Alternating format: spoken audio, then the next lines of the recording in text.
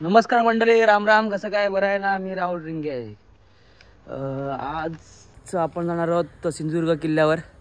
आज सकाळ झालेली आहे, आम्ही फ्रेश वगैरे झालेलो आहोत. तर आम्ही रूमवरून आता थोडा वेळ नाश्ता वगैरे करू आणि नाश्ता केल्यानंतर आम्ही सिंधुदुर्ग किल्ल्यावर जाणार आहोत आणि इथूनच आज डायरेक्टली विल्लावडीला जाणार आहोत. जे काय स्पॉट आहेत वगैरे ते आज तुम्हाला मी दाखवणार आहे.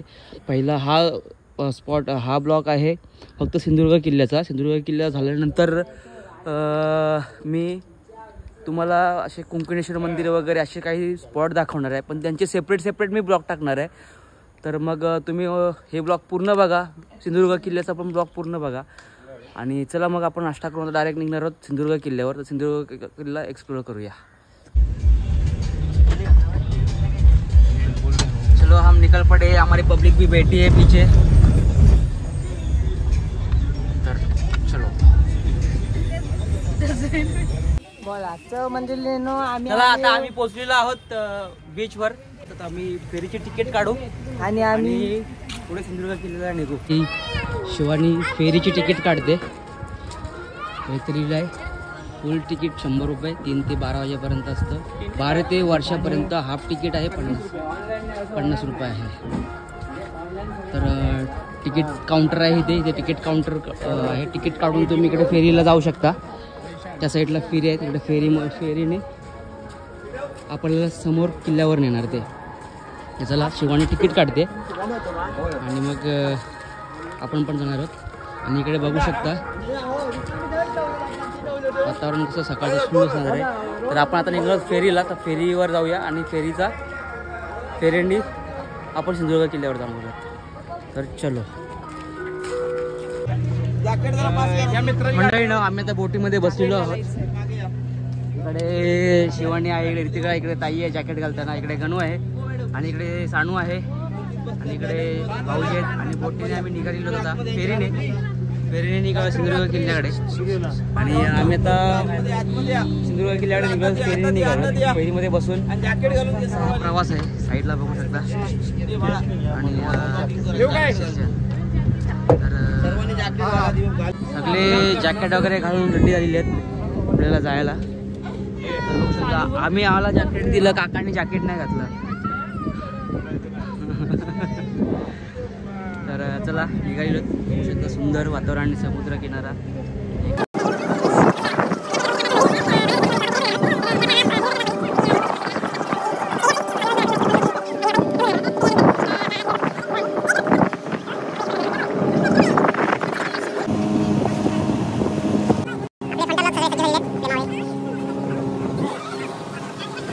मंडळीनं आपण पोहोचलेलो सिंधुदुर्ग किल्ल्याच्या पायथ्याशी. आपण आलेलो जवळपास. सगळेजण आपले जॅकेट वगैरे काढून आता निघत आहेत. आपण पोहोचलेलो आहोत. आपण पोहोचलो सिंधुदुर्ग किल्ल्याशी. हा प्रवेशद्वार आहे, प्रवेशद्वाराच्या इथं पायथ्याशी निघायचं. तर चला आपण पुढे जाऊया आणि सिंधुदुर्ग किल्ल्याचा व्ह्यू बघू शकता. कसला भारी वाटतोय व्ह्यू. तटबंदी पण बघा,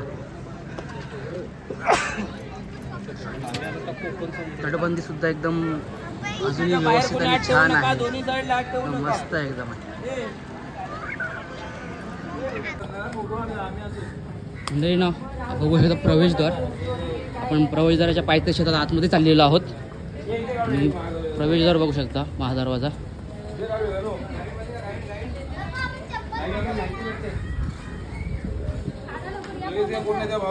नंबर आणि आपले फोटो काढायला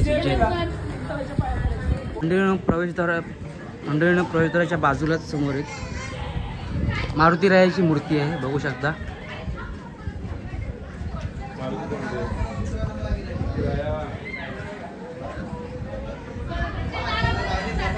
आणि या साईडला आपला हा प्रवेशद्वार आहे. मंदिरानं आपण प्रवेशद्वाराच्या आतमध्ये आलेलो आहोत. हा प्रवेशद्वार आहे, प्रवेशद्वाराचा गाभारा बघू शकता. खूप छान आहे. आणि इकडे एक तोफ आहे,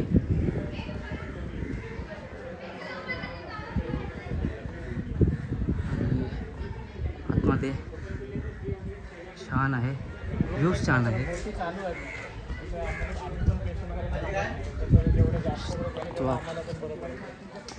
प्रवेशद्वारमधून आपण आतमध्ये आलेलो आहोत. एक ग्रुप आणि आतमध्ये आणि इकडे गाईड सुद्धा आहे. जर तुम्हाला किल्ल्याची माहिती पाहिजे असेल तर तुम्हाला गाईड पण घेऊ शकता तुम्ही. हे बघा, माझं नाव आहे केदार फाडावे. मी या किल्ल्यातलाच रहिवासी आहे. आमची 12वी पिढी आहे किल्ल्यामध्ये. काय तर आपल्या या किल्ल्याच्या माहितीला सुरुवात करतोय. आपल्या या किल्ल्याचं नाव आहे सिंधुदुर्ग. सिंधू म्हणजे पाणी, समुद्राला सिंधू बोललं जायचं, आणि दुर्ग म्हणजे बेटावरती बांधलेला किल्ला, म्हणून त्याला दुर्ग नाव दिलंय. शिवाजी महाराजांनी बांधलेला किल्ला आहे.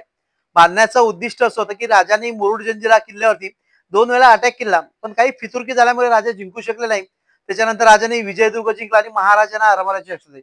आणि त्यावेळी कसं परकीय चलन, पोर्तुगीज, डच, इंग्रज, सिद्धी, फिरंगी यांचा समुद्रावरती वर्चस्व, म्हणजे त्याचा व्यापार समुद्रामार्फत केला जायचा. तसंच आपली महाराष्ट्रातली राजांना 84 बंदरं सुरक्षित करायची होती. काही लोक व्यापाराची निमित्ताने यायचे, व्यापार करायचे, गोरगरिबांना लुटायचे, काही लेडीज लोकांना त्रास द्यायचा. हे राजांना सहन होत नव्हतं. तर त्यासाठी राजांना आरमाराची आवश्यकता होती, आणि त्यासाठी राजांनी काही गुप्तहेर निवडले आणि त्यांना सांगितले की अशा ठिकाणी जागा निवडा जेणेकरून समुद्राच्या मध्ये बेट असेल आणि त्याच्या आजूबाजूला माल वाहतूक जास्त असेल, अशा ठिकाणी जागा निवडायला सांगितली. आणि गुप्तहेरांना पाठवून दिलं शोधण्यासाठी जागा. 84 बंदरं गुप्तहेर फिरले. त्याच्यामध्ये बहिर्जी नाही होते, त्यांनी राजांना कळवलं की मालवण बंदरामध्ये कुर्टे नावाचं बेट आहे, ती जागा योग्य आहे महाराज, तुम्ही पाहून या. आणि त्यावेळी शिवाजी महाराज या बेटाची पाहणी करण्यासाठी कोळ्याच्या वेशामध्ये, कोळी म्हणजे मच्छीमाराचा वेश धारण केला. का तर शत्रूचं वर्चस्व होतं, आणि शत्रूचं वर्चस्व असल्यामुळे राजे या ठिकाणी येते हे त्यांना कळू नये. कारण राजांचा दबदबा बराच होता, पण राजे येतात म्हणजे काहीतरी कारण आहे हे शत्रूच्या लक्षात येऊ नये. मग राजांनी वेश धारण केला कोळ्याचा, आणि कोळ्याच्या वेशामध्ये या बेटावरती येऊन बेटाची पाहणी केली. राजांना ही जागा आवडली आणि किल्ला बांधण्याचं आयोजित केलं. 25 नोव्हेंबर 1664 आपल्या किल्ल्याचं भूमिपूजन केलं गेलेलं आहे, आणि 29 मार्च 1667 मध्ये किल्ला बांधून पूर्ण केलेला आहे. 3 वर्षाच्या कालावधीमध्ये किल्ला बांधून पूर्ण केलाय. आतली जागा ही 48 एकर आहे. 3.5 मैलाची भिंत बांधली आहे. 3.5 मैल म्हणजे 5 किलोमीटरच्या आसपास भिंत बांधलेली आहे. भिंतीची हाईट आहे 30 ते 35 फूट, जाडी आहे 8 ते 10 फूट. 27 बुरुज दिलेले आहेत, 45 जिने दिले आहेत, प्रत्येक बुरुजाला 2 जिने असे 45 जिने दिले आहेत. 40 टॉयलेट भिंतीमध्ये बनवले आहेत, आणि एक अंधार कोठडी अशी भिंत बांधली गेलेली आहे. या किल्ल्याला जो खर्च आलेला आहे 1 कोटी स्वर्ण मुद्रा होत. राजांच्या काळामध्ये 2 नाणी होती, एक शिवराय म्हणून तांब्याचं नाणं होतं, आणि एक 3.25 ग्रॅमचं सोन्याचं नाणं होतं, त्याला होन बोललं जसं. तसं 1 कोटी होऊन आपल्या किल्ल्याला खर्च आलाय. राजांनी 2 वेळा सुरतेवरती छापा टाकलेला, आणि सुरते म्हणजे जी काय मोगल लोकांची व्यापारपेठ होती ती लुटलेली, आणि जो काय पैसा भेटलेला तो आपल्या किल्ल्याच्या बांधकामासाठी घातला गेलाय. तसंच आपल्या किल्ल्याच्या बांधकामासाठी राजांनी हुशार असे 3000 कारागीर निवडले. त्याच्यामध्ये फातरफेक, लोहार, सोनार, गवंडी असे 3000 कारागीर, आणि त्यांच्या संरक्षणासाठी राजांनी 5000 मावळ्यांचा जागता पारा ठेवला होता. कारण शत्रूचं वर्चस्व असल्यामुळे आपल्या बांधकामामध्ये काही अडथळा निर्माण होऊ नये, आपल्या किल्ल्याचं बांधकाम थांबवलं जाऊ नये, राजांनी 5000 मावळ्यांचा जागता पारा ठेवून दिवस रात्र काम करून घेतलंय. दिवस रात्र कामासाठी की अमावास्या आणि पौर्णिमेला आपल्या समुद्राला ओटी असते, आणि ओटीच्या टायमिंगला आपण जास्तीत जास्त काम करू शकतो. भरतीच्या टायमाला दगड घडवणं, जी काही छोटी मोठी जी काम असतील ती करून घ्यायची, असं करून आपल्या किल्ल्याचं बांधकाम केलेलं आहे. आपल्या किल्ल्याचे आर्किटेक्ट इंजिनियर होते हिरोजी इंदुलकर, त्यांनी हा किल्ला बांधलेला आहे. आणि 5000 मावळे आणि 3000 कारागीर यांच्यावरती लक्ष ठेवण्यात नेमलं होतं. गोविंद विश्वनाथ प्रभू यांना नेमलं होतं, आणि आपल्या किल्ल्याचं बांधकाम केलेलं आहे. आपल्या आता प्रवेशद्वाराची रचना आहे, त्याचे फायदे 5 आहेत बघा. पहिली गोष्ट म्हणजे आपण बोटीतनं उतरलात तरी आपल्याला दरवाजा कुठे तो कळत नाही, समजलं की नाही. म्हणजे शत्रूने जर बाहेरून निरीक्षण केलं तर त्याला दरवाजा कुठे तो कळू नये.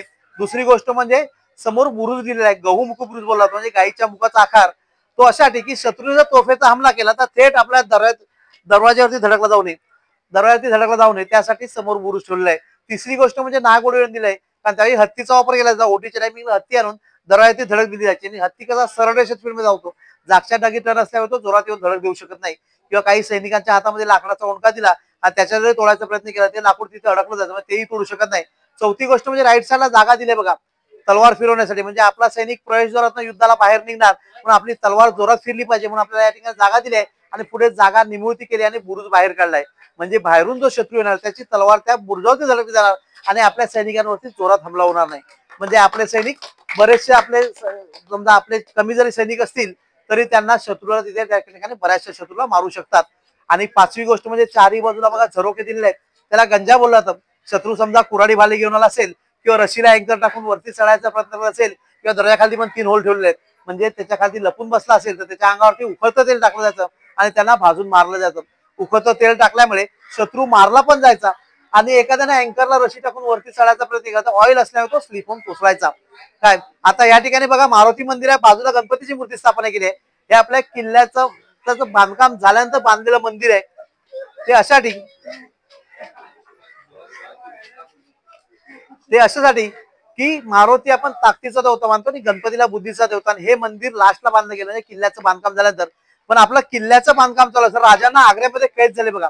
आग्र्याचे भेटीस गेले असं राजांना नजर कैद ठेवलं होतं, ते आपल्या किल्ल्याचं बांधकाम चालू. पण आपले सैनिक घाबरले आणि आपल्या किल्ल्याचं बांधकाम ठेवलं, कारण राजे आपले कैद आहेत, आता काय करायचं, राजे कधी सुटून येतील. मग ते किल्ल्याचं बांधकाम थांबवलं गेलं आणि हिरोजी इंदुरकरांनी राजांच्या आईना पत्रलं की राजे कैदेत आहेत तर आम्ही या किल्ल्याचं बांधकाम करायचं की नाही.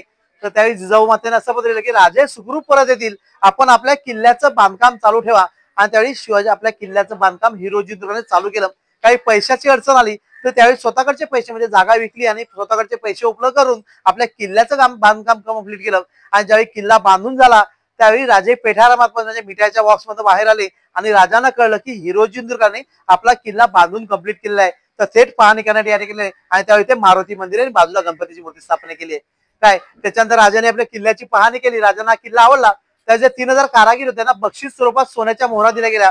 त्याच्यानंतर आपले आर्किटेक्ट होते हिरोजी इंदुरकर, त्यांना विचारलं गेलं की आपण महाराष्ट्रातल्या 84 बंदरामध्ये अजिंक्य लंका घडवलेले आहे, सोन्याच्या लंकेपेक्षाही चांगला किल्ला बांधलाय, तर आपल्याला बक्षीस काय पाहिजे, हिरे जवाहरात मोहरा जमीन जुमला जे काय पाहिजे ते बघा आपल्याला दिलं जाईल.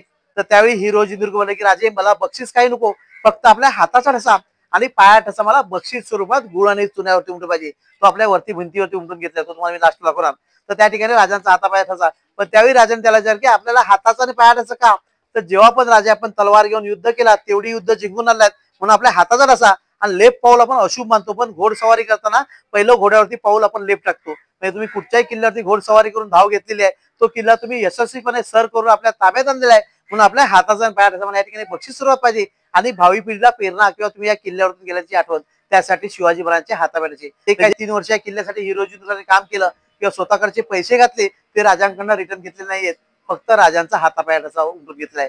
त्याचप्रमाणे आपला हा किल्ला स्वराज्यासाठी मोलाचा वाटा, म्हणजे आपण जे काय आज महाराष्ट्रामध्ये सुरक्षित आहोत हा त्याचा आरमार आहे. पण या आरमारामुळे फक्त एक मालवण बंदर सुरक्षित होतं, आपल्याला महाराष्ट्रातली 84 बंदर सुरक्षित करायचं. तर त्यासाठी राजांनी 75 ते 76 जागा उभी केली, त्याच्यामध्ये गलबत मचवे करांडे शिडाच्या पोटी पगार अशी छोटी मोठी 75 ते 76 जागा उभी केली. आणि त्याच्यावरती कान्होजी आंग्रे आणि दर्या सरंग यांना समुद्रामार्फत युद्धासाठी नेमलं गेलं. आणि आपले किल्लेदार होते दौलत खान, मायनाथ भंडारी, गोविंदनाथ प्रभू यांनी त्याच्यानंतरच्या कालावधीमध्ये तुकाराम याजवार केलं, या लोकांना नेमलं गेलं. आणि पोर्तुगीज डच इंग्रज या तिन्ही लोकांना आपल्या महाराष्ट्रातल्या 84 बंदरामध्ये बंदी घातली गेली. म्हणजे वसई किल्ला ते केरळ कन्याकुमारीच्या मध्ये जी किल्ला आहे बघा, ती एवढी सर्व बंदर होती त्यावेळी 84 बंदर, ह्या 84 बंदरामध्ये बंदी घातली गेली. पण राजा पोर्तुगीज डच इंग्रज हे लोक ऐकायला तयार नाही आणि युद्धाला सुरुवात झाली. युद्ध सुरू झालं पण राजांच्या सैनिकांसमोर त्यांचा निभाव लागला नाही. कारण काय होतं की राजांनी जहाज बनवली, छोटी मोठी जहाज बनवली आणि कान्होजी आंग्रे यांना समुद्रातला मास्टर माइंड मानला जायचं, म्हणजे समुद्रातल्या प्रत्येक खडकाचा अनुभव होता. आणि त्याच्यामुळे कान्होजी आंग्रेने छोटं जहाज घेऊन मोठी 50 किलोची तोफ खांद्यावरती घेऊन शत्रूची मोठमोठी जहाज फोडून टाकली. मग शेवटी शत्रूने हार मानली आणि राजांना पत्रिलं की आम्हाला तर युद्ध करायचं नाही, आम्हाला व्यापार करायचा आहे, जो काय कर असेल तो आम्ही तुम्हाला द्यायला तयार होतो. शत्रूकडे पण जहाज होती पण गलबत होती, मोठमोठी गलबत, आणि मोठी गलबत असल्यामुळे खडकाळ भागाच्या आजूबाजूला प्रवेश करू शकत नव्हती किंवा कमी पाण्याच्या भागात प्रवेश करू शकत नाही. आणि तोच फायदा कान्होजी आंग्रेंनी घेतला आणि शत्रूची मोठमोठी जहाज फोडून टाकली. आणि मग शेवटी हार मानल्याने राजांना पत्र लिहून टॅक्स चालू केला. म्हणजे आपल्याला 84 बंदराचा जो काही माल वाहतुकीचा कर होता तो आपल्या किल्ल्यावरती यायला सुरू झाला. 84 बंदरं सुरक्षित झाली. 84 बंदरामधली जनता म्हणजे जे काही छळ चाललेला तो थांबवला गेला. आणि मग राजांनी रायगड किल्ल्याचं बांधकाम जे अर्धवट केलं होतं ते पूर्ण करण्यासाठी हिरोजी इंदुरकरांना दिलं गेलं. आणि ते पण अतिउत्तमरित्या हिरोजी इंदुरकर रायगड किल्ला बांधून घेतला. आणि ज्यावेळी रायगड किल्ला बांधून झाल्यानंतर राजाने पाहिला, राजाने तो आवडला, त्यावेळी परत हिरोजी इंदुरकरांना गेलं की आपण फार सुंदर किल्ला बांधलेला आहे, तर आपल्याला या ठिकाणी काय बक्षीस पाहिजे. आणि त्यावेळी त्या ठिकाणी हिरोजी सांगितलं मला या ठिकाणी काय बक्षीस नको, फक्त मला जगदेश्वराच्या पायरीवरती नाव लिहून पाहिजे. म्हणून बघा तिथे जगदेश्वराच्या पायरीवरती नाव लिहिलेलं आहे. आणि या ठिकाणी शिवाजी महाराजांच्या हातापायाचे. आता वरती बघा जी इमारत आहे ती नगारखान्याची इमारत, त्या ठिकाणी नगारा वाजवून वेगवेगळ्या वाद्यामध्ये आपल्या सैनिकांना सावध केलं जायचं. राजे येत असतील राजांना सलामी द्यायची असणे, शत्रू येत असेल तर युद्धाच्या तयारीस म्हणे. आणि सकाळी सूर्योगाच्या टायमाला सूर्यमावळाच्या टायमाला त्या ठिकाणी नगारा वाजवला की आपल्या किल्ल्याचं प्रवेशद्वार उघडलं जायचं आणि बंद केलं जायचं. म्हणून तिथे नगारा वाजवला की आपल्या किल्ल्याचा प्रवेशद्वार उघडलं जायचं, बंद केलं जायचं. आता आपला हा जो दरवाजा आहे तो राजांच्या काळातला दरवाजा आहे. 350 वर्ष होऊन गेलेत. सागवानी लाकडाचा दरवाजा, त्याला डबल तोड दिलाय, लोखंडी पट्टी, लाकडी फ्रेम आणि त्याच्यावरती पॉइंटेड खिळे. जे खिळे दिसतात हे टोकरी खिळे आहेत. तुम्ही तानाजी मी बघितले असेल बघा, भाल्यासारखी टोकरी खिळे तशी आपण धरले होते. म्हणजे हत्तीने धडक दिली की तो त्याच्या डोक्यात घुसला पाहिजे. पलीकडे बघा छोटा दरवाजा आहे जरा साईडला, हा छोटा दरवाजा आहे, त्याला दिंडी दरवाजा बोलला जातो. आणि त्यावेळी संध्याकाळी 7ला दरवाजा बंद झाला की तो दुसऱ्या दिवशी सकाळच्या उघडला जायचं नाही. आणि त्यावेळी जर एखादा सैनिक आपला बाहेर राहिला असेल तर त्याला दिंडी दरात आतमध्ये घेतलं जातं, म्हणजे शत्रू घुसू नये. कारण पूर्ण दरवाजा उघडला आणि शत्रू लपून बसला अचानक अटॅक करेल, म्हणून त्याला दिंडी दरात वापर केला आहे. आता आतमध्ये या. छत्रपती शिवाजी महाराज की जय.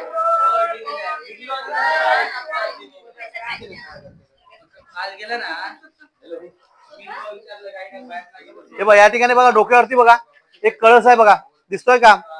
याच्यामध्ये काटकोन आणि त्रिकोणामध्ये दगड फिट केले आहेत आणि ह्याचं लॉकिंग ठरलं वरती. इंटरलॉक सिस्टम मध्ये बांधकाम बोलतात.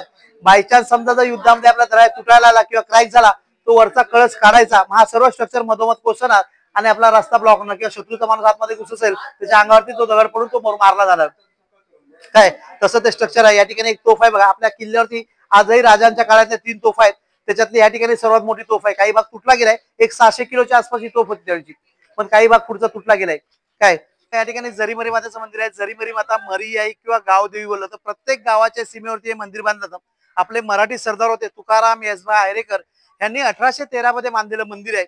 आदिमातेचं रूप आहे, म्हणजे एक त्रिशूळ आहे, बाजूला 2 पादुका आणि एक शंकराची पिंडी आणि त्यांचं नाव या ठिकाणी लिहिलेलं बघा. आणि 1813 ही तारीख दिलेली आहे, म्हणजे नंतरच्या कालावधी. आणि जोर म्हणजे संस्कृत भाषेमध्ये तापाला जोर बोललं जायचं आणि तापावरती मात करणारी ते म्हणजे जरीमरी आहे, मरी आहे किंवा गावदेवी. आणि प्रत्येक गावाच्या सीमेवरती मंदिर अशासाठी बांधलं जाते की आम्ही काही गावामध्ये रोगराई पसरू नये त्यासाठी हे मंदिर बांधलं जातं.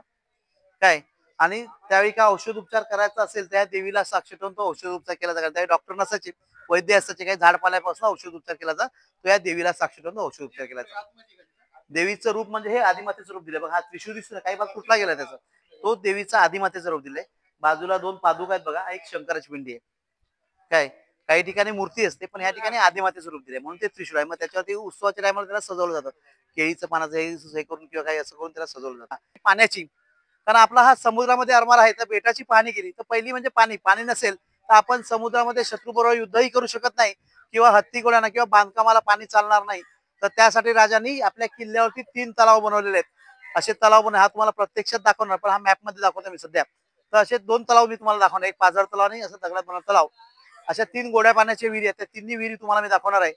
हा मागचा दरवाजा चोर दरवाजा, म्हणजे समोरून जर हमला झाला तर राजांना ह्या मागच्या दरवाजातून बाहेर काढला जायचं, पण या चौपाटीला तारा राणी फिरायला जायची म्हणून त्याला नाव दिलंय राणीची वेळा.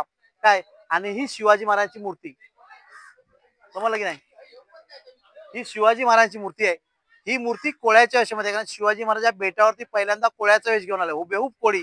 जो नावाडी होता तो राजांना ओळखू शकला नाही, शिवाजी महाराज आपल्या बोटीने गेलेत, समजलं की नाही? आणि त्यावेळीचे कोळी काय करायचे, हातामध्ये वाळा घालायचे, चांदीच्या वाळा असायचे बघा, पायामध्ये तोड्याची डिझाईन असायची, कमरेमध्ये साखळदंड, गळ्यामध्ये कवड्याची माळा, डोक्यावरचा भाग जठाधारी, म्हणजे शिवाचा आशीर्वाद, शंकराचा आशीर्वाद राजांना होता म्हणून ते कवळा जठाधारी आणि विदाऊट दाढी.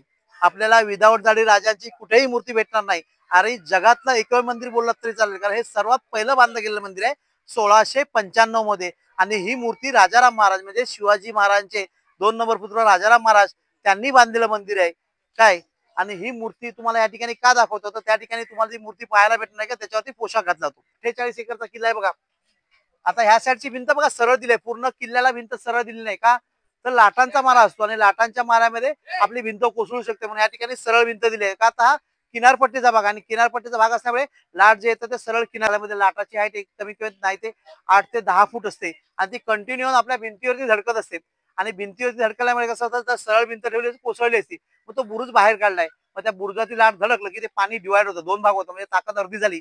आणि त्याच्यानंतर हे टर्न दिले, म्हणजे पाणी खेळत राहावं, पाणी खेळत राहिलं की त्याचा अजून मारा कमी बसतो, म्हणजे आपली भिंत सुरक्षित. त्याचप्रमाणे बघा हा राजांनी 4ही बाजूने खडकाळ भाग हा जाणून बुजून सोडायला सांगितलंय. का तर शत्रूचा जहाज आपल्या भिंतीपर्यंत पोहोचू नये आणि लाटाची ताकद कमी होऊन आपल्या भिंतीपर्यंत पोहोचली पाहिजे. म्हणजे या खडकामध्ये शत्रू जहाज आलं की ते अडकून फुटलं बाहेर जाणार.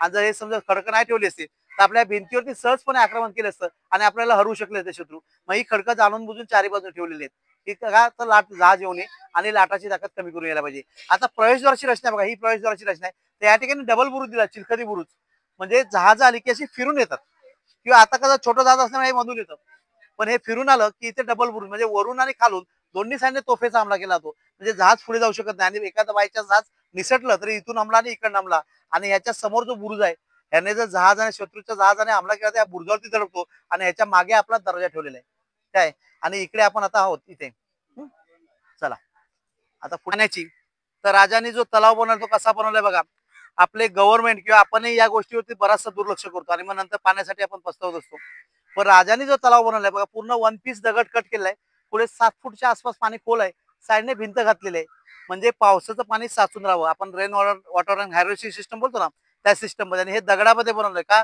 तर दगडामध्ये बनवल्यामुळे पाणी जास्तीत जास्त दिवस राहतं त्याचा म्हणजे हे होत नाही जास्त मुरलं जात नाही जमिनीमध्ये त्यासाठी तलाव असा बनला असे दगडामध्ये बनवलेले 2 तलाव आहेत आणि एक पाझर तलाव जेणेकरून आपल्या तिन्ही विहिरींना प्रोटेक्ट व्हावं पाणी म्हणजे पाण्याचा तुटवडा आपल्याला कमी पडू नये आणि आपल्याला सैनिकांना पाणी कमी पडू नये त्या हिशोबाने पाण्याची योजना पुढे म्हणजे पुढे 3 विहिरी गोळ्या पाण्याच्या बनवल्या आहेत तर त्याच्यापैकी तुम्हाला हा एक तलाव दाखवलेला आहे हा आपल्या किल्ल्यावरती एक नारळाचं झाड होऊन गेलंय फांदी फुटलेला माड बोलतात त्याला नारळाच्या झाडाला 2 फांद्या कधी भेटत नाही पण असं एक नारळाचं झाड होतं पण पहिलं सिंगल झाड होतं त्याच्यावरती वीज पडली पूर्वीच्या लोकांनी त्याच्यावरती मटकं ठेवलं का तर पाणी जाऊन कुजू नये म्हणून पण त्याला काय चमत्कार झाला की त्याला 2 फांद्या आल्या आणि दोन्ही फांद्यांना नारळ धरायचे 40 ते 45 वर्षाचे झाड होतं 2007 साली त्याच झाडावरती परत वीज पडली आणि ते मरत पावलं म्हणजे त्याला निसर्गाने घडवलं आणि निसर्गाने हिरावलं म्हणून त्याचा फोटो लावलेला आहे म्हणजे बघायला बऱ्याचशा लोकांना भेटत नाही नारळाचं चला या हा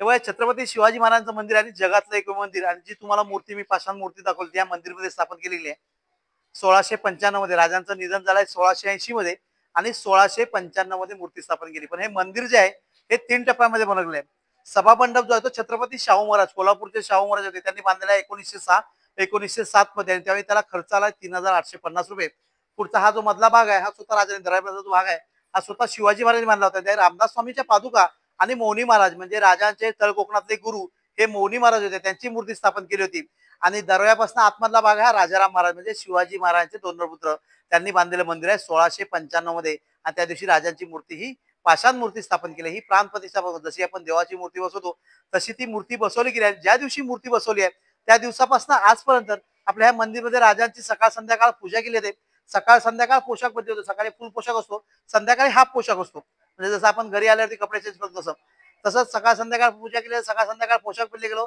सकाळ संध्याकाळ राजांना निवेद्य दाखवला जातो आणि संध्याकाळी 7 वाजता या ठिकाणी राजाराम महाराजांनी बांधलेली नगारखान्याची इमारत आहे त्या ठिकाणी नगारा वाजून 10 मिनिटं राजांना सलामी देते 10 मिनिटं मोरपिसाने वारा घातला जातो त्याच्यानंतर आपल्या किल्ल्याचं प्रवेशद्वार बंद केलं जातं हे रेग्युलर 7:30च्या आसपास आपल्या किल्ल्याचं प्रवेशद्वार बंद केलं जातं हे रेग्युलर चालू आहे त्याचप्रमाणे आपल्या मंदिरमध्ये राजांची दर सोमवारची पालखी काढली जाते कारण राजांना शिवाचा अवतार मानला गेला शंकराचा अवतार मानला गेला कारण राजांना एक शंकराचा आशीर्वाद होता आणि गोरगरिबांनी राजांना देव मानले कारण गोरगरिबांची राजांची कामं बरीचशी केली समजलं की नाही तर त्यासाठी राजांना देवाचा एक उपमा देऊन शंकराचा अवतार मानला गेला म्हणून आपल्या मंदिरमध्ये दर सोमवारची पालखी असते ही 8 महिने असते दर सोमवारी रात्री 9:30 ला नगारा वाजला की सर्व गावकऱ्यांनी जमावायचं पालखी सजवायची भजनाची 5-6 गाणी म्हणायची त्याच्यानंतर पालखी मंदिरला 3 प्रदक्षिणा घालते त्याच्यानंतर पालखी आतमध्ये आणून ठेवली जाते आरती केली जाते सांगता केली जाते आणि जो काय प्रसाद असेल तो वाटला जातो आणि मग 11च्या आसपास म्हणजे आपली पालखी संपते हे रेग्युलर 8 महिने चालू आहे त्याच्यानंतर पावसाळा सुरू म्हणजे 5 जून पासून पालखी बंद होते हे नवरात्रीपर्यंत पण नवरात्री उत्सव सुरू झाला की भवानी याचं मंदिर आहे त्या ठिकाणी राजांच्या काळापासून नवरात्री उत्सव सुद्धा साजरा केला जातो तसंच या ठिकाणी 9 दिवस आपला राजाराम महाराजांच्या काळापासून प्रथा अशी झाली की 9 दिवस त्यांची राजांची पालखी त्या ठिकाणी आपल्या किल्ल्यामध्ये राजांच्या मंदिरला प्रचार होते आणि 10व्या दिवशी राजांची पालखी भवानीच्या मंदिरला म्हणजे आपण दसरा बोलतो ना त्या दिवशी राजांची पालखी भवानी आईला मंदिरात प्रदर्शन घालते आपण जे काही घटस्थापना जे धान्य रोज होतं त्या देवीच्या चरणी अर्पण केलं जातं गाराणा घालून सांगता केले जाते त्याच्यानंतर पालखी येऊन विहिरीकडे थांबते त्या ठिकाणी सोनं लुटायचं म्हणजे आपण आपल्याच्या पाण्याला सोनाचा मान देतो त्या फांद्या रोवल्या जातात त्याची पूजा केली जाते आणि त्या दिवशी राजांची तलवार पहिली ओरिजिनल तलवार बाहेर काढायची पण आता जगदंबा तलवारची डुप्लिकेट ठेवली ती काढतात बाहेर ती तलवार बाहेर काढून त्याला 3 प्रदर्शनं घातल्या जातात आणि त्याच्यावरती वार करायचं ते सोनं लुटायचं आणि प्रत्येक मंदिरात येऊन अर्पण करायचं म्हणजे राजांतर्फे आणि गावकऱ्यांतर्फे उत्सव साजरा करणार हे जे गावकरी आहेत हे राजांच्या काळापासून आहेत समजलं की नाही तर असा उत्सव साजरा केला त्याचप्रमाणे आपल्या मंदिरमध्ये 12 उत्सव साजरे केले जातात रामनवमी शिवजयंती दसरा दिवाळी आणि गणपती हे 5 उत्सव मोठे आहेत रामनवमीला या ठिकाणी यात्रा असते राम जन्म असतो राम जन्माची पालखी काढली जाते भंडारा असतो नाटक असतं एका उत्सवाला आणि एका उत्सवाचा खर्च आजचा 3 लाखाचा खर्च आहे तसंच आपला राजांचा शिवजयंती उत्सव पण राजांचा साजरा केला जातो त्या दिवशी सकाळी जन्मोत्सव साजरा केला जातो पालखी काढली जाते भंडारा असतो बाकीचा तुम्हाला गणपती उत्सव पण राजांच्या मंदिरमध्ये साजरा केला 5 दिवस गणपती उत्सव असतो 5 दिवस. आपल्या कोकणामध्ये तुम्हाला माहिती आहे गणपती उत्सव की थाटामाटा साजरा केला. तसं राजांच्या मंदिरमध्ये गणपती उत्सव, दसऱ्याला 9 दिवस उत्सव, दिवाळीमध्ये उत्सव, म्हणजे आता दिवाळीमध्ये काकड आरती असते 1 महिनाभर. तसे उत्सव साजरे केले 5. आणि बाकीचे उत्सव आहेत छोटे मोठे, त्याच्यामध्ये नारळी पौर्णिमा आहे, सुडीची पौर्णिमा आहे, टिपर पौर्णिमा आहे, तुळशी विवाह आहे, महाशिवरात्र आहे, हनुमान जयंती आहे, गुढीपाडवा आहे, होळी आहे आणि मोहरम उत्सव पण राजांच्या मंदिरमध्ये साजरा केला जातो. कारण राजांनी कुठच्या जातीबरोबर भेदभाव नाही केला. 18 परकट जातीने घेऊन आपलं स्वराज्य स्थापन केलं. आणि राजांचे पहिले किल्लेदार होते दौलत खान, वफादार होते. काय पूर्ण आपला हा किल्ला दौलत खानच्या अंडरमध्ये होता. आणि त्यामुळे मोहरम उत्सव आपल्या राजांच्या मंदिरमध्ये साजरा केला जातो. आणि आजही मोहरम उत्सव हिंदू आणि मुसलमान एकत्र होऊन साजरे करतात. असे 12 उत्सव साजरे करण्यासाठी त्यावेळी राजाराम महाराजांनी 6030 रुपये मानधन दिलं होतं वर्षाचं. त्याच्यामध्ये 12 उत्सव साजरे करायचे आणि 22 लोकांना पगार. मग त्यावेळेचा 51 रुपये एका व्यक्तीला पगार होता आणि 12 उत्सव. काय त्यावेळी 6030 म्हणजे बरेच होते. 60 लाखाच्या आसपास होते असतील माझ्या आजचे पैसे मोजले तर. काय पण आजही गव्हर्नमेंटकडनं आपल्या मंदिरसाठी 6030 रुपये दिले जात आहेत. आणि त्याच पैशामध्ये आपण उत्सव साजरे करत नाही, पण काही भाविकांचे हातभार लागतो. काही वर्गणी फाडतात, काही आपले म्युझियम आहे, म्युझियमचे अर्धे पैसे आपल्या देवस्थानाला जमवतात. तर त्या उत्सवामध्ये सर्व हे उत्सव सर्व पैशामध्ये सर्व उत्सव थाटामध्ये साजरे केले जातात. काय आता तुम्ही आतमध्ये गेलात की तुम्हाला राजांची मूर्ती जी आहे या पोशाखाच्या खालती आहे. त्याच्यावरती जिरेटोप, मुखवटा आणि पोशाख घातला जातो. ही तलवार जी आहे जगदंबा तलवारची डुप्लिकेट आहे. राजांच्या 3 तलवार आहेत, भवानी तलवार, जगदंबा तलवार आणि तुळजा फिरंगणाची तलवार. भवानी तलवार आणि जगदंबा तलवार इंग्लंड आहे. तुळजा फिरंगणाची तलवार आपल्याला जर पाहायची असेल त्या म्युझियम मध्ये आहे, 10 रुपये तिकीट आहे. पण त्या ठिकाणी तुम्हाला तलवार एक बघायला भेटेल ओरिजिनल. कर्णवाद्य आहे, एक नगारखाना आणि एक तोफ या ओरिजिनल वस्तू आहेत. आणि बाकीचे बरेचसे मॉडेल्स आहेत तलवारांचे, हत्यारांचे मॉडेल.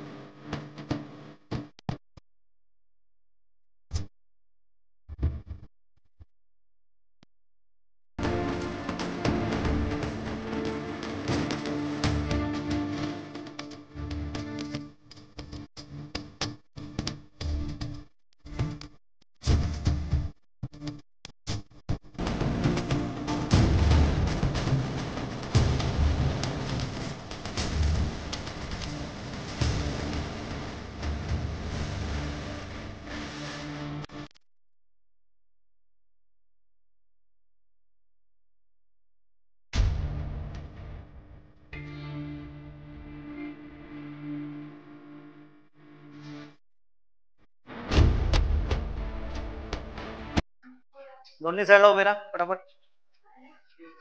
तेव्हा या ठिकाणी शंकराची पिंडी आहे, नंदी आहे, वरती गणपतीची मूर्ती आहे, त्याच्या समोर विहीर ठेवलेली आहे. पण ही विहीर नसून भुयारी मार्ग आहे. पण शत्रूने जर बाहेरून पाहिलं त्याला वाटलं की महादेवाचं मंदिर आणि विहीर आहे. कारण महादेव मंदिर असतं की विहीर किंवा तलाव असतो बघा, त्या हिशोबाने बनवलेला आहे.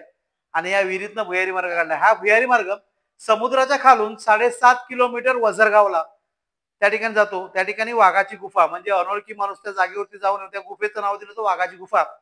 तसंच मेढा मालवण मध्ये पण जातो. त्या ठिकाणी कुशेवाडा आहे. त्या ठिकाणी धान्याचा कोठा होतो. म्हणजे चारी बाजूने शत्रूचा वेढा आपल्या किल्ल्याला पडला तर आपल्या सैनिकांना धान्य पुरवठा, शस्त्रसाठा, दारुगोळा या भुयारी मार्गात केला जायचा. तसंच राजे आपल्या या ठिकाणी अडकले असतील, चारी बाजूने वेढा पडला असेल तर राजाला पण या मार्गातून बाहेर काढायचं. आतमध्ये गनिमी गाव म्हणजे 3 रस्ते आहेत. त्याच्यामध्ये एका रस्त्यालाच फक्त ऑक्सिजन आहे, 2 रस्त्याला ऑक्सिजन नाही आहे. मशालीवरती ऑक्सिजन माहिती पडायचा आणि एखादा शत्रूचा माणूस आपल्या सैनिकांच्या मागे गेला ती मशाल विजवायची, त्याला भलत्या रस्त्याला पाठवून गुदमरून मारून टाकायचं. काय त्याच्यानंतर हा भुयारी मार्गामध्ये गनिमी गाव आहे म्हणजे 3 रस्ते आहेत, त्याच्यामध्ये फक्त एका रस्त्यालाच ऑक्सिजन आहे. काय आता बांधण्याची जी पद्धत बघा कशी होती. या साईडने पूर्ण विहिरीसारखं बनवलं आहे सेम.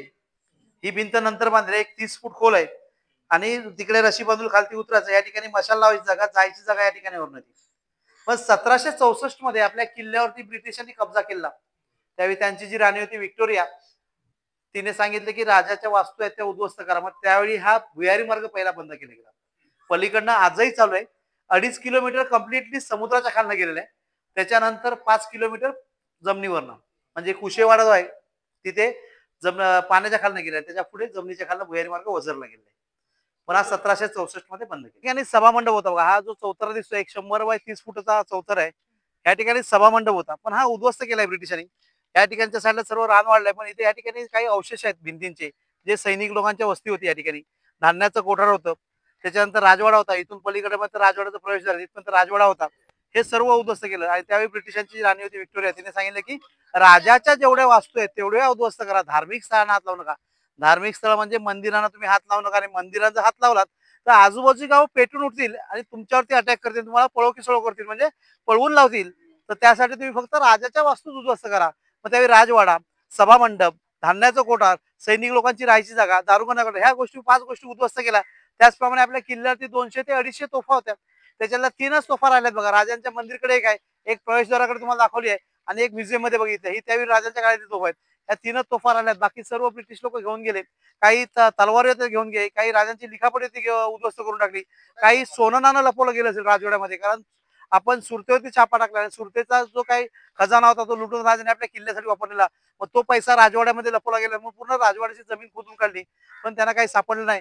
त्याच्यानंतर हे उद्ध्वस्त करून म्हणजे राजांचा इतिहास त्यांचा पुढच्या पिढीला कळू नये म्हणजे सर्व उद्ध्वस्त केलं गेलं. त्याच्यानंतर मग ताराराणीने तह केला ब्रिटिशांबरोबर आणि त्यावेळी ब्रिटिशांना आपला हा किल्ला परत आपल्या ताब्यात घेण्यासाठी 7 लाख रुपये खंडणी दिली गेली त्यावेळी आणि आपला हा किल्ला ताब्यात घेतला. त्याच्यानंतर हा किल्ला कोणी जिंकू शकलं नाही. त्याच्यानंतर काही वर्ष आपला किल्ला ताब्यात होता आणि त्याच्यानंतर मग आर्थिक स्थिती बळावली, काही पैशाची अडचण होती आणि ती दूर करण्यासाठी आपला हा किल्ला पोर्तुगीज आणि डच या लोकांना करारनाम्यात दिला गेला लीजवरती. कारण आपल्या या किल्ल्याला 84 बंदराचा टॅक्स असा. बॉम्बेचा वसई किल्ला आहे ते केरळ कन्याकुमारीच्या मध्ये जिजी किल्ला बघा, तिथपर्यंत सर्व बंदराचा टॅक्स यायचा आपल्या किल्ल्याला आणि तो टॅक्स त्यांचा वाचवण्यासाठी पोर्तुगीज आणि डच या लोकांनी करारनाम्यात दिला गेला आणि एक आपल्याला वन टाइम पैसा मिळाला. एक 5-6 वर्ष त्यांच्या अंडरमध्ये होता. त्याच्यानंतर हा किल्ला गव्हर्नमेंटच्या अंडरमध्ये दिला. त्याच्यानंतर हा किल्ला कोणी जिंकू शकले नाहीये.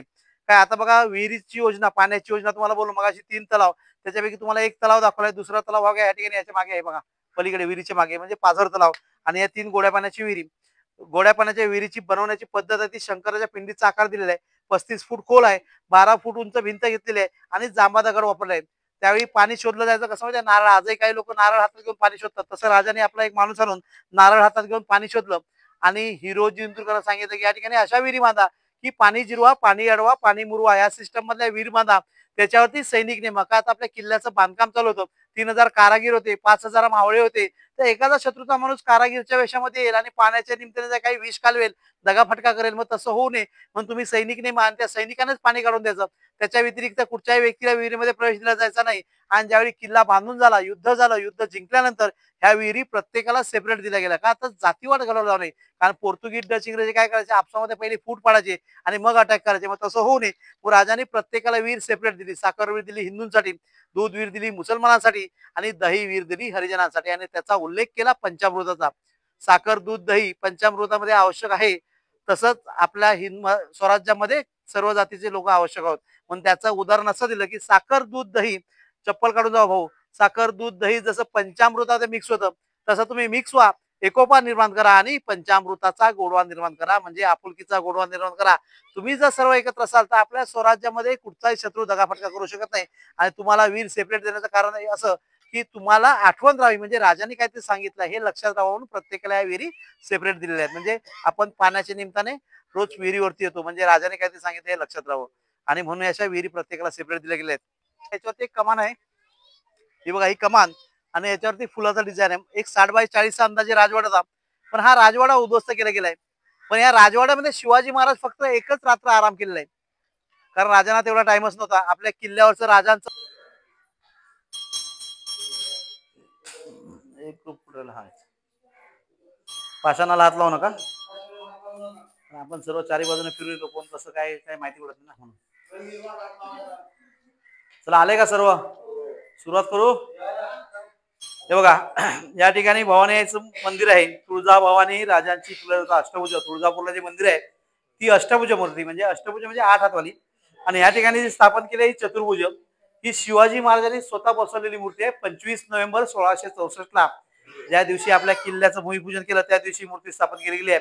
स्थापन करायचं उद्दिष्ट असं की त्याविषयी जे ब्राह्मण लोक होते समुद्रावर आणत असत, समुद्रामध्ये काय वास्तू याला शापित घोषित करत, आणि राजांच्या काळामध्ये गागा पडते. त्यांना राजाने या किल्ल्याच्या भूमीसाठी या ठिकाणी बोलवलं होतं.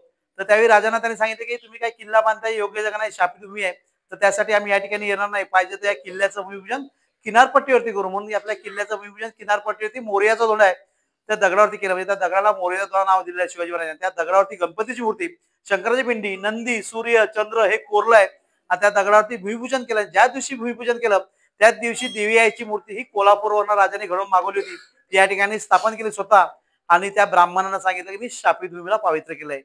त्याच्यानंतर काही वर्षानंतर ब्राह्मण लोक या ठिकाणी यायला झाले. पण या मंदिरमध्ये राजांच्या काळापासून उत्सव चालवला नवरात्रीचा, तसंच दरवर्षी देवीचा गोंधळ.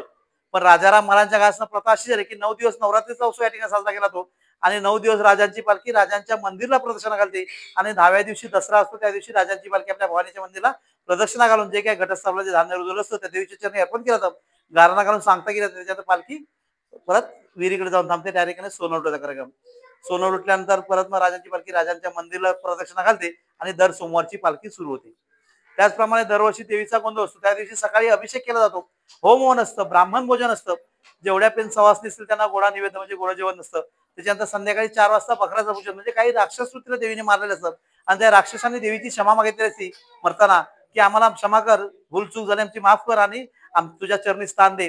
मग त्यावेळी देवीने आशीर्वाद दिला असतो की ज्या दिवशी माझा उत्सव साजरा केला जाईल त्यावेळी तुम्हाला मानवलं जाईल. तो बकरा पूजन करून त्याचा बळी दिला जातो त्या पलीकडे, आणि त्याचं जेवण मंदिरच्या बाहेर शिजवलं जातं.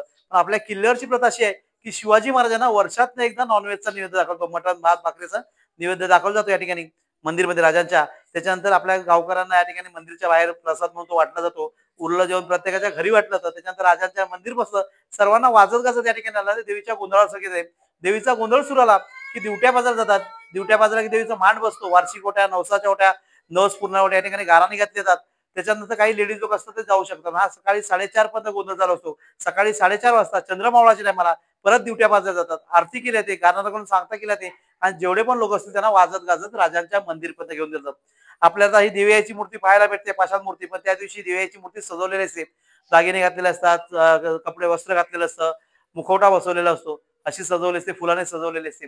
त्याचा एक फोटो तुम्हाला मी दाखवतो, माझ्या मोबाईल मध्ये आहे. हा बघा, असा सजवलेली मूर्ती असते उत्सवाला, ही गोंधळाचा उत्सवाची फोटो आहे. तर जेवढे पण उत्सव असतील त्या दिवशी देवीची मूर्ती अशी सजवलेली असते. हे बघा, पलीकडे बघा 2 घरं दिसतात किनारपट्टीला, छोटी एकदम बोटाच्या समोर बघा लाल घर दिसतं, उंच हाईटच्या बाजूला 2 घर आहेत, त्याच्यामध्ये मोरयाचा दोंडा, म्हणजे ज्या किल्ल्याचं आपलं भूमिपूजन केलं त्या ठिकाणी शिवाजी महाराजच्या दगडाच्या तिथून पहिल्यांदा इथे कोळ्याच्या वशामध्ये आलेले, आणि ब्राह्मण लोक या ठिकाणी यायला करून त्या दगडावरती भूमिपूजन केलं. आणि ज्या दिवशी भूमिपूजन केलं त्या दिवशी जो नावाडी होता राजांना कोळ्याच्या वशामध्ये या ठिकाणी आणलेलं, त्याला बक्षीस दिलं राजांनी.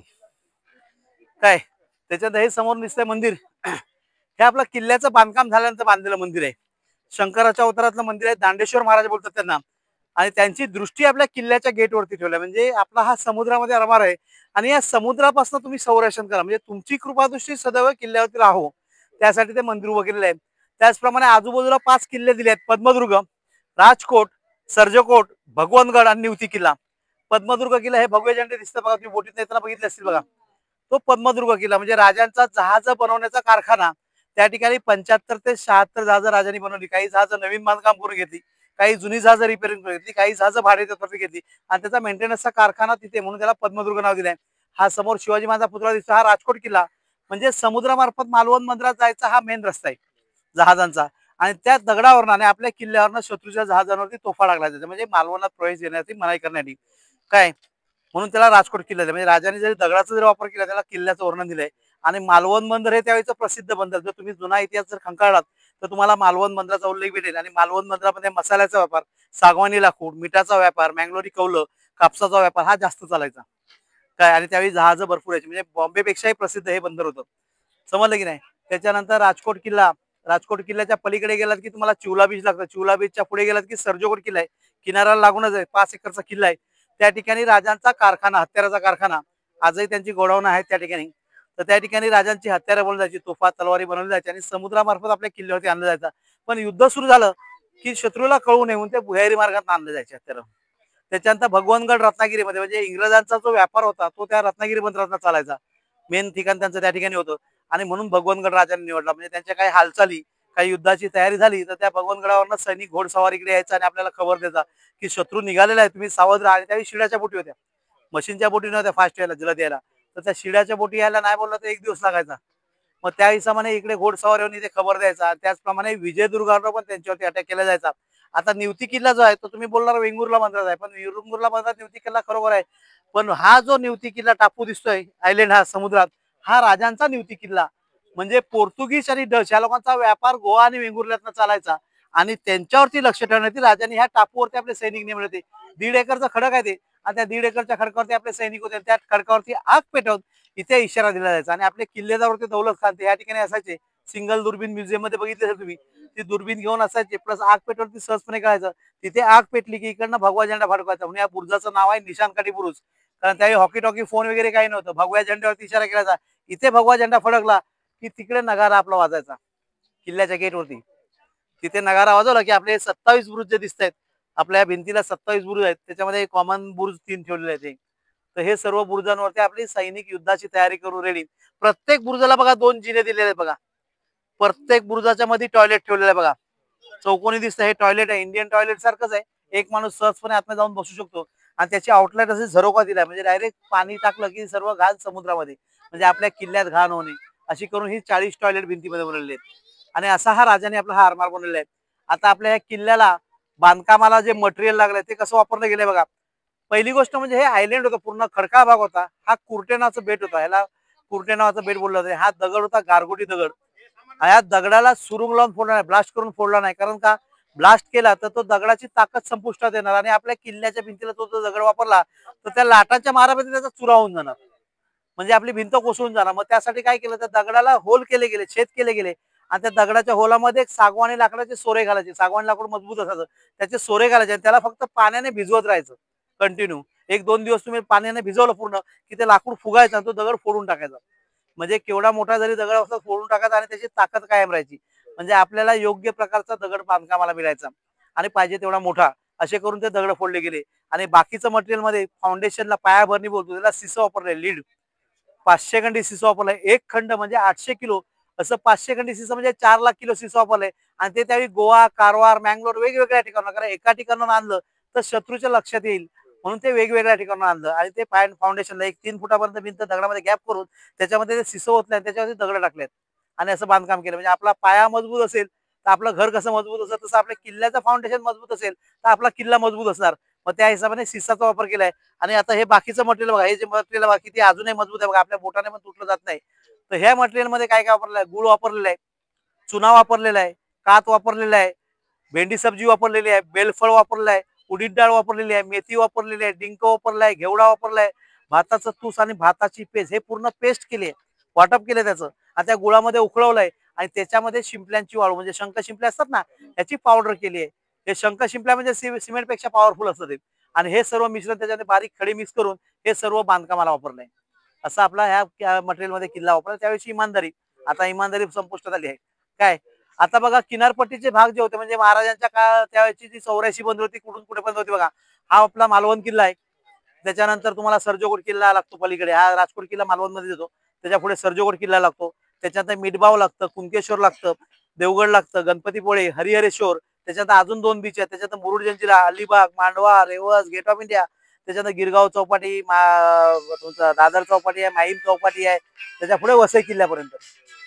जमलं की नाही, हे एवढे किल्ले तिथे लागतात. त्याचप्रमाणे इकडचं बघितलं दांडी बीच आहे, मोरिया बीच आहे, त्याच्यानंतर इथे वायरी, त्याच्या पुढे तारकर्ली, देवबाग, भोगवे बीच, निवती बीच, त्याच्यानंतर वेंगुर्ला, रेड्डीचा गणपती, सावंतवाडी, तेरेखोलची खाडी, म्हणजे त्या डोंगराच्या आतमध्ये गेल्यात की गोवा भाग, गोव्याच्या नंतर कारवार, मँगलोर, केरळ आणि कन्याकुमारी, हा एवढा पूर्ण पट्टा सुरक्षित करण्यासाठी राजांनी ही जागा निवडली. जागा निवडायचं कारण का, तर फिरंगी लोक होते आपल्या याच्यामध्ये केरळ कन्याकुमारी जिजी किल्ल्यावरती, त्यांना राजाने ह्या किल्ल्याच्या वर जिंकलं होतं.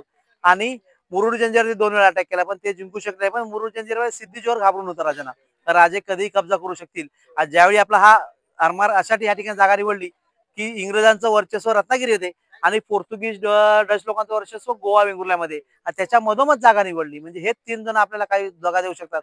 मग ही जागा निवडून त्यांच्यावरती वर्चस्व स्थापन केलं आणि 75 जहाजं स्टार्टिंगला युद्धासाठी निवडली आणि त्याच्यानंतरही राजांची 20 जहाज गस्तनौका समुद्रामार्फत असायच्या. म्हणजे फेरफटका मारायला काय शत्रू कधी काय करू शकतो त्या हिशोबाने. असा हा आपला राजांचा नेव्हीचा आरमार. म्हणून आपल्या इंडियन नेव्हीला राजांचं सिम्बॉल दिलं गेलेलं आहे. का तर पहिली भारतातली नेव्हीची स्थापना केली असेल शिवाजी महाराजांनी आणि स्वराज्यासाठी मोलाचा वाटा म्हणजे आपला सिंधुदुर्ग किल्ला, म्हणजे आपला हा नेव्हीचा आरमार म्हणजे राजांचं हेड ऑफिस आहे. आणि ह्या आरमारामुळे आपली महाराष्ट्रातली 84 बंदरं सुरक्षित झालेली आहेत. काय आता जरा 1 मिनिट या साईडला छत्रपती शिवाजी महाराज की जय. हा पाझर तलाव, ह्याच्या बाजूला 3 विहीर आहेत बघा, साखर विहीर, दूध विहीर, दही विहीर, म्हणजे 3 विहिरींना प्रोटेक्ट व्हायला पाहिजे पाणी या हिशोबाने. पलीकडचा जो भाग दिसतोय बघा, हा मागचा दरवाजा आहे, समोर दिसतोय ना बीच, हा मागचा दरवाजा आहे. समोरून जर हमला झाला तर राजांना मागच्या दरवाजातून बाहेर काढलं जायचं. युद्धाच्या टायमाला त्या ठिकाणी दगड लावून तो रस्ता बंद केला जायचा. पलीकडच्या साईडला 2 सैनिक हमेशा तलवार घेऊन त्या ठिकाणी असायचे. शत्रूचा एखादा माणूस घुसायचा प्रयत्न केला तर तो वाकूनच झाला, त्याचं मुंडकं तिथे छाटलं जायचं. हा त्रिकोणी भाग दिसतो, त्याच्या पलीकडच्या भिंतीवरती बघा एक चौकोनी रूम दिसतोय, हा अंधार कोठडी म्हणजे शत्रूला बंद करून ठेवण्याची जागा. एक 8 बाय 10ची रूम आहे, त्याच्यामध्ये कैद्यांना बंद केलं जायचं. स्टार्टिंगला ज्यावेळी युद्ध झालं त्या 2 कैद्यांना त्या ठिकाणी बंद केलं होतं. हे काळं खडक दिसतंय, हे राहिलेलं मटेरियल आहे जे किल्ल्याच्या बांधकामासाठी वापरलेलं मटेरियल. तुम्हाला सांगितलं ना काय काय सामान लागलं, ते राहिलेलं मटेरियल आहे, त्याचं खडक बनलंय. आणि ज्यावेळी ब्रिटिशांनी 1764च्या आसपास आपल्या किल्ल्यावरती कब्जा केला, त्याच्यावरती अटॅक केलेला म्हणजे फायर करून बघितलं की राजांनी एवढा मजबूत किल्ला कसा काय बांधला की किती जरी मारा झाला तरी उद्ध्वस्त होत नाही, तोफेचा हमला झाला. आता तुम्ही बघितलं असेल की लाटाचं पाणी कसं उडतं बघा, इथे काही लाटा आढळली जातात. हे आता नॉर्मली आहे. पावसाळ्यामध्ये तुम्ही त्या भिंतीवरती उभं पण राहू शकत नाही लाटांच्या माऱ्यासमोर, एवढ्या प्रेशरने लाटा असतात. काही फायरिंग ऑइल कोसळली गेली आहे, समजलं की नाही. तर असा हा किल्ला आहे. आणि पलीकडे दगडाचा जो मोठा दगड दिसतोय त्याच्या बाजूला जरा थोडेसे बघा गवतवाल्या भिंती दिसत आहेत, त्या ठिकाणी दारुगोळा शस्त्रसाठा ठेवण्याचा कोठार आणि असा राजांचा आरमार. मंडळीनो, मगाशी आपल्याला माहिती मिळायच असेल, माहिती तर काकांनी खूप छान प्रकारे दिली आपल्याला. तर सिंधुदुर्ग किल्ला हा बघितला असेल, आपल्या महाराजांचा इतिहास पूर्ण पाहिला असेल तर हा व्हिडिओ पूर्ण पहा. आणि व्हिडिओ आवडल्यास लाईक करा, शेअर करा, सबस्क्राईब करा. आणि तुम्ही जर आलात तर नक्की गाईड घ्या, आणि गाईड खूप छान प्रकारे माहिती सांगतात. तर चला आपण भेटूया नेक्स्ट व्हिडिओमध्ये. व्हिडिओ आवडल्यास लाईक करा, शेअर करा, सबस्क्राईब करा.